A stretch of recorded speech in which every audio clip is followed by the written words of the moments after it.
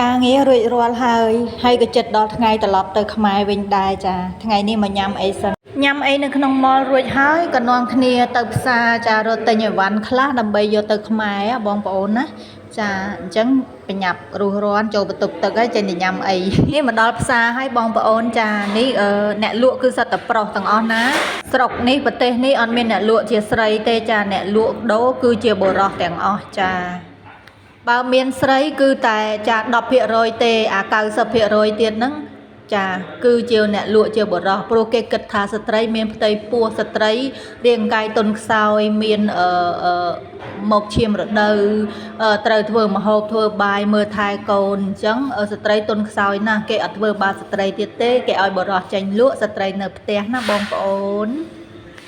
នៅប្រទេសណាពិបាករកស៊ីមិនដឹងទេតែបើនៅឥណ្ឌាវិញមានតែម៉ាក់ទៀសទេណាបងប្អូនណាចាមានតែម៉ាក់ទៀសលក់ផ្លែប៉ោមទេចំណែកផ្លែប៉ោម1គីឡូតែ3000ខ្មែរទេណា3000រៀលលុយខ្មែរទេណាបើគិតលុយខ្មែរទៅណាបងប្អូនចាមានតែម៉ាក់ទៀសទេគឺអាចរកលុយចិញ្ចឹមបានហើយគ្រួសារហើយថ្ងៃមុនហ្នឹងណានេះពូមួយលក់បាយនេះពូមួយលក់បាយខាងនេះដល់ថ្នាក់លក់ដល់ថ្នាក់ភ្ញៀវមកច្រើនពេកគាត់អស់អាទៀសរត់អានេះខ្ញុំលួចថតគាត់ទេបងប្អូនឲ្យគាត់ឃើញមិនមែនលេងណាលក់ដាច់ណាបងប្អូនលុយគេវិលជុំណាចានេះតាបងប្រុសនេះតើអស់អាទៀសរត់ទេបងប្អូន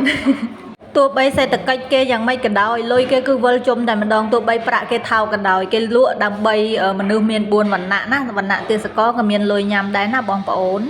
ទោះបីរបស់ហូបថោកមែនក៏ប៉ុន្តែលុយគេមួយថ្ងៃគឺវិលជុំមនុស្សគេច្រើនណាបងប្អូនណាមនុស្សជនជាតិគេច្រើនណាស់ហើយនិយាយរួមទៅអ្នកលក់គឺប្រុសទាំងអស់ហើយហុយណាឃើញតែមួយថាសអញ្ចឹងមែនណាបងប្អូនតែលក់មួយថ្ងៃលុយច្រើនមែនតើលុយចូលណាបងប្អូនណាហើយក្តៅណាអាចក្រានហ្នឹងក្តៅបងប្អូនគេដាក់កម្ដៅនំគេ